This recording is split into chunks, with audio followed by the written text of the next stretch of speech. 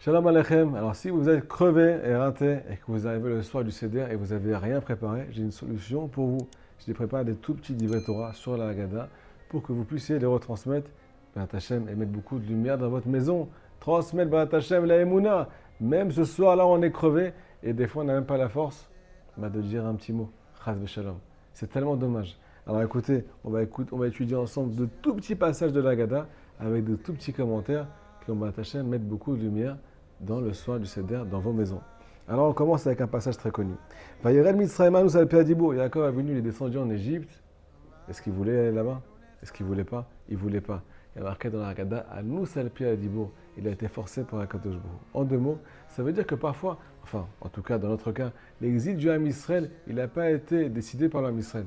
Il a été décidé par Dieu. Il faut savoir que la Torah, elle est éternelle. C'est vraiment sur ça qu'il faut appuyer le soir du Seder. C'est que la descente en Égypte et la sortie d'Égypte, elle est encore actuelle. Nous aussi, parfois, on ne veut pas descendre en Égypte. On ne veut pas descendre en exil. L'Égypte, selon l'écouté Moran, ça fait référence à ton exil personnel. Je ne veux pas être comme ça. J'aimerais bien être meilleur, avec des meilleurs traits de caractère, avec plus de connexion avec Dieu, avec plus de patience, avec plus de ce qu'on appelle d'entrain et de chaleur dans la spiritualité. Mais des fois, même quand je fais des efforts, eh bien, ça ne marche pas. Je suis toujours en exil. C'est ce qui est marqué ici. Anus al pi hadibur. Akadosh Baruch Hu, parfois, il veut voir comment on se comporte quand on est contraint de descendre dans ce qu'on appelle l'exil des mauvais traits de caractère. L'exil des contraintes de la vie. Il faut savoir une chose, c'est qu'il ne faut pas se battre avec Dieu. Il faut accepter cette descente-là. Parce que c'est que quand on accepte cette descente-là, qui a été décidée par Akadosh Baruch Hu, bien qu'on a envie de faire le meilleur de nous-mêmes, c'est que comme ça qu'on peut remonter en fait.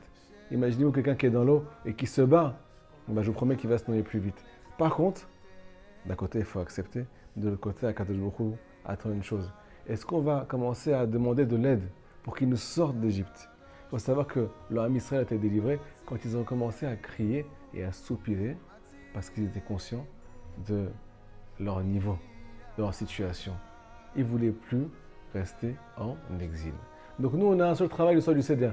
Beaucoup prier, ouvrir la bouche, soupirer et demander à Kadosh Baruch Hu qu'il nous délivre de tous nos maux psychiques, physiques, spirituels. Et bien, Hachem d'avoir la Géoula chez les mains avec ma chair le plus vite possible. Kadosh Baruch Hu attend une seule chose, c'est qu'on tourne les yeux vers le ciel et qu'on crie de toutes nos forces.